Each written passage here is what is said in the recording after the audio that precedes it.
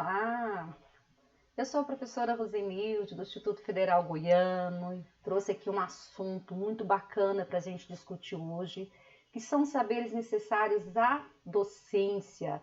E eu começo perguntando para vocês, você quer ser professor? Você quer ser professora? O que é ser um bom professor? O que é ser uma boa professora? Será que qualquer um pode ser professor? A gente começa discutindo o seguinte: existe dentro da literatura uma concordância em discutir, em apresentar alguns saberes, né, algumas nomenclaturas. Eu tenho, por exemplo, um grupo de teóricos como a Pimenta, o Tardif, o Freire, eu, né, me incluo nesse grupo, que traz a identificação de saberes necessários à docência. Eu tenho também aí o Schumann, o Marcelo Garcia, que fala em conhecimento necessário à docência. E tem também um grupo aí formado pelo Pernod e pela Isabel Alarcão, que traz a questão da competência. Quais são as competências necessárias à docência? Mas, de uma forma geral, o que eu trago para vocês, aí baseando, né, nesses vários autores, destacando especialmente a professora Selma Pimenta, Paulo Freire, Marcelo Garcia, eu constituí uma rosa de saberes a partir desses autores, né? E que eu intitulei ela de Saberes Necessários à Docência. O que é necessário para ser professor, né? E eu começo dizendo para vocês que para ser professor não basta a formação, ser PhD, né? Ah, eu sou doutor, pós-doutor, já posso ser professor. Não, isso é um dos elementos imprescindíveis, né? O saber do conteúdo, evidentemente, não dá para ser professor de uma área, você professor da agronomia sem conhecer os conhecimentos pertinentes àquela área. Mas para além disso, eu preciso dominar o que Lee Schumann fala da pedagogia do conteúdo. O que é isso, gente? Pedagogia do conteúdo.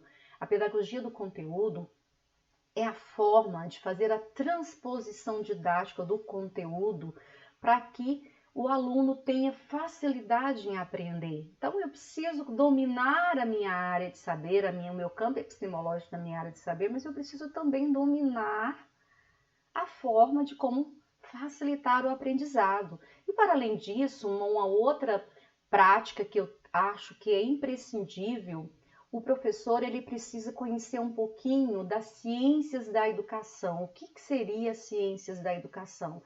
Um pouco da didática, conhecer um pouco da pedagogia, um pouco de currículo, um pouco de psicologia, são saberes fundamentais para entender o que o aluno, a forma de compreender os conteúdos, existe uma diversidade de percepções, cada aluno aprende de um jeito, cada aluno aprende de uma forma, e eu não posso trabalhar com a pedagogia da massificação, mesma aula, sempre, sem conhecer, sem buscar diferentes metodologias e estratégias didáticas de ensinar e avaliar para que atenda essa diversidade de percepções. E para além disso, eu preciso entender quem é esse aluno, né? Como que esse aluno aprende? Imagine hoje, no contexto da pandemia, eu preciso problematizar um pouquinho. Quem que é o meu aluno?